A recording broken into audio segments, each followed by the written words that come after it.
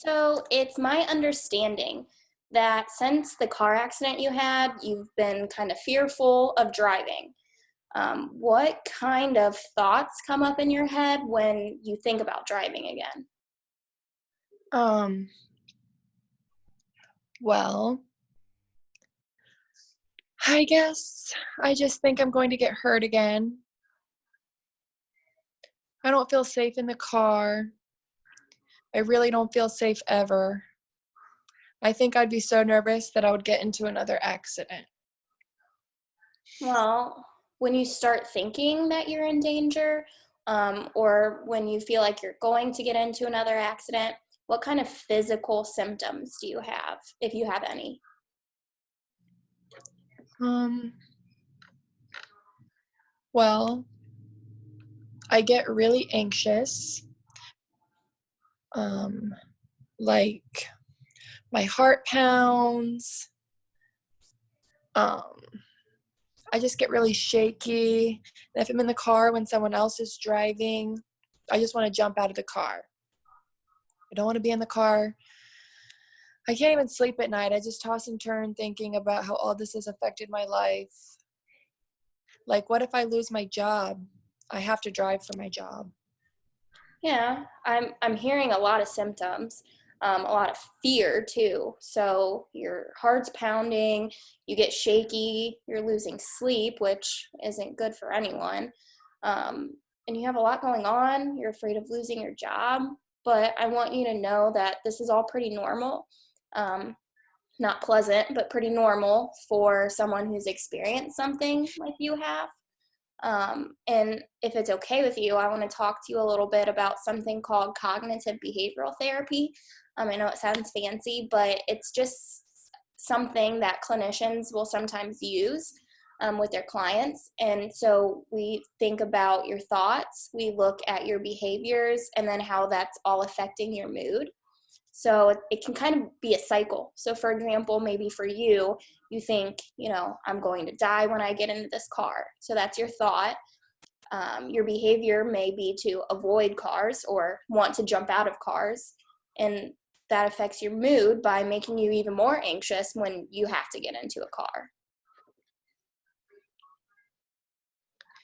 Yeah. Yeah, I can see that because when I get nervous in the car, I just start going through the what ifs. Like, what if we get into an accident and I die? Or what if I start to overreact and my wife gets upset with me because I'm just not over it yet? She doesn't understand, but Well, and sometimes people don't understand fully because they haven't gone through it. But we do call, like you had mentioned, overreactions or what ifs. So we call those distorted automatic thoughts. So these thoughts increase our anxiety because they're not always true, but we believe them to be true. So I can't tell you stop being anxious, stop being fearful. That'd make me a bad clinician. But what I can do is try to help overwrite these thoughts and turn them into something that maybe is more truthful. So by reframing them, maybe we can decrease some of that anxiety you have. yeah. I mean, I know logically I won't get into another accident, maybe, but I just feel like that's what's going to happen. Yeah. Well, if you think about the evidence, so you have been driving for, let's say, 20, 30 years, depending on, when you got your license, but you've only had one accident. This was your first one, is what you had told me. So I don't want to say it's impossible that you'll get into another accident because, I mean, it may, but I think it's unlikely with your driving history. You seem to be a pretty safe driver. So maybe you could say something to yourself like, well, I've only had one accident in my 48 years of life. I think I'll be okay when I get into the car. You think that would maybe be helpful? Yeah, I think that would work. I think, you know, it may if it it may calm me down if, I just put things into perspective. Right. Well, what other things do you think would be helpful to tell yourself when you are about to drive or maybe get into a car, something else that may calm you down, something that's not I'm going to die, but maybe something a little bit more truthful? Well, I've tried deep breathing and that seems to work. Maybe I could breathe and just tell myself I will be okay. I never thought of stopping or changing my thoughts about the accident.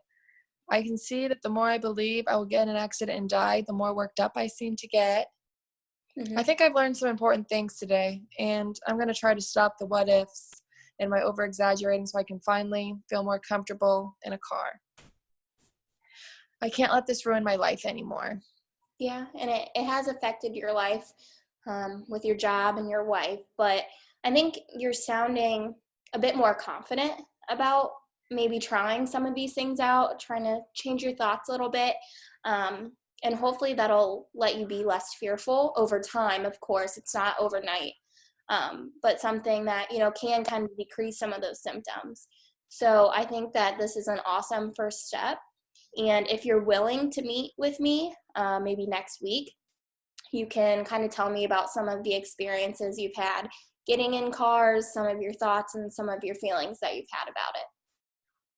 Thank you. Yep, thank you.